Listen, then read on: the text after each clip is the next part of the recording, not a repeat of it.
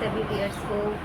तो आज मैं सेकंड वीडियो लेके आई हूँ G20 की, उसके बारे में। तो मैंने आपको कहाँ तक बताया था, मैंने 18वें G20 शेरपा का नाम अमिताभ कांत है। शेरपा एक तरह से इस आयोजन को लेकर देश के भीतरी सारी एजेंसियों और विदेशी एजेंसियों के बीच सामंजस्य बनाने का मुख्य काम करता है। तो G20 शेरपा अमिताभ कांत नीति आयोग के पूर्व CEO शेरपा खास पद है, जिसका काम G20 के अध्यक्ष देश की ओर से कार्यक्रम की व्यवस्था प्रबंधन को लीड करना है। G20 शेरपा की पहली बैठक 4 से 7 दिसंबर 2022 को उदयपुर में हुई थी।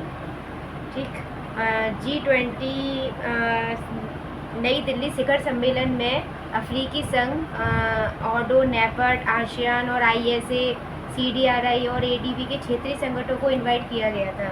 अब मैं थोड़ी थोड़ी इन सब के बारे में आपको डिटेल्स देती जाऊंगी, थोड़ी इसको मैंने लिखा हुआ है। अफ्रीकी संघ के बारे में मैंने जैसे पहले बता दिया था, लेकिन यहाँ पे जिक्र हुआ है तो मैं यहाँ पे थोड़ा सा इसका आपको बताऊंगी। ये अंतर सरकारी संगठन है जिसमें 55 सदस्य देश शामिल हैं जो अफ्रीकी महाद्वीप के देश हैं। इसे आधिकारिक तौर पर 2002 में लॉन्च किया गया था। यह संगठन अफ्रीकी देशों और उनके लोगों के बीच अधिक एकता और एकजुटता हासिल करना चाहता है। इस वर्ष के नेताओं के शिखर सम्मेलन के दौरान संगठन के G20 का 21वां सदस्य बनने की संभावना है। अब है ऑडा नेपेड के बारे में। ठीक है, यह संगठन जून 2018 में अस्तित्व में आया था। कब? जून 2018 में। इसका पूरा नाम African Union Development Agency AUDA bracket में है, New Partnership for African Development NEPAD है। इसका मुख्य उद्देश्य अफ्रीका में प्राथमिकता वाली क्षेत्रीय और महाद्वीपीय परियोजना का कोऑर्डिनेशन और पूरा करवाना है। ठीक है, इसका मैं एक बार आपको फुल फॉर्म बता दे रही हूँ। AUDA का ऑडा का अफ्रीकन यूनियन डेवलपमेंट एजेंसी, और नेपेड का है NEPAD, इसका फुल फॉर्म है New Partnership for African development. ठीक है, अब मैं बात करती हूँ आसियान के बारे में। इसकी स्थापना 8 अगस्त 1967 को हुई थी। कब हुई थी? 8 अगस्त 1967 को। यह दक्षिण पूर्व एशिया में 10 सदस्य देशों का एक राजनीतिक और आर्थिक संघ है, पॉलिटिकली और इकोनॉमिकली एक ये संघ है।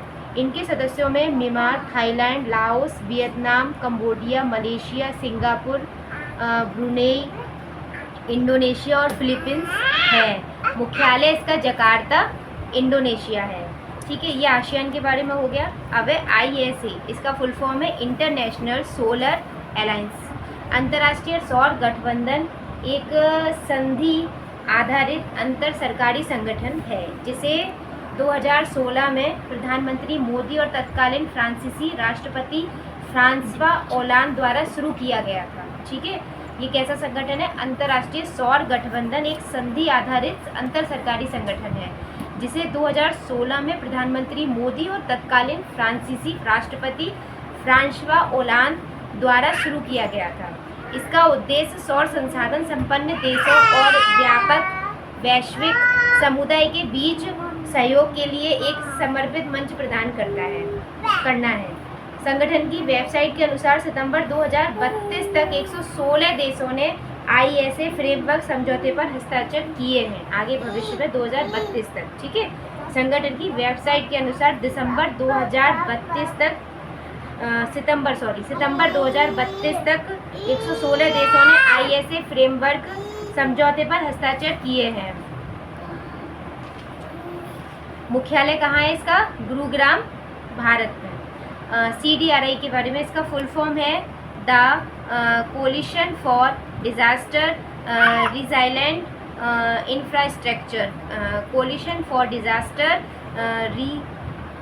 Resilient and infrastructure. ठीक है, इसकी स्थापना जो है वर्ष 2019 में भारत के नेतृत्व में UNDRR यानी United nation office for disaster risk reduction के समर्थन से किया गया था। CDRI का जो लक्ष्य है वो जलवायु और आपदा जोखिम के प्रति बुनियादी ढांचा प्रणालियों के लचीलेपन को बढ़ावा देना है। इसका मुख्यालय नई दिल्ली, भारत में है। ठीक है, ADB के बारे में, अब एशियन डेवलपमेंट बैंक, इसकी स्थापना 1966 में एशिया प्रशांत क्षेत्र में विकासशील सदस्य देशों की आर्थिक और सामाजिक प्रगति के लिए हुआ था। एडीबी के 68 सदस्य हैं। इसका मुख्यालय मनीला यानी फिलीपींस में है। ठीक है, इसका मुख्यालय कहाँ पर है एडीबी का? मनीला फिलीपींस में है और इसमें 68 सदस्य हैं। भारत के पास 5.347% वोटिंग अधिकार के साथ 6.317% शेयर हैं इसके। जापान और अमेरिका सबसे बड़े शेयर धारकों का प्रतिनिधित्व करते हैं। उसके बाद चीन और भारत का स्थान है। ठीक है, अच्छा अब मैं बता रही थी आपको G20 के, मैंने आपको जो गेस्ट कंट्री थी उसके बारे में बता दिया था। अब मैं आपको बता रही हूँ G20 के सदस्यों के अलावा इन देशों के राष्ट्रीय अध्यक्ष भी समिट में अतिथि के तौर पर हिस्सा लेंगे। ये हैं G20 शिखर सम्मेलन के लिए अतिथि देशों की सूची में बांग्लादेश एकमात्र दक्षिण एशियाई पड़ोसी देश होगा। तो आज की वीडियो को मैं यहीं एंड करती हूँ। कैसी लगी तो प्लीज़ मुझे कमेंट करके बताइएगा। कोई कमी रहती हो तो उसके लिए सॉरी, आप प्लीज़ कमेंट करिएगा और ज़्यादा से ज़्यादा मेरे चैनल को सब्सक्राइब करें, लाइक करें। मेरे बच्चे इस वक्त बहुत शोर मचा रहे हैं तो मैं इसको यहीं स्टॉप करती हूँ। जय श्री कृष्ण, राधे राधे।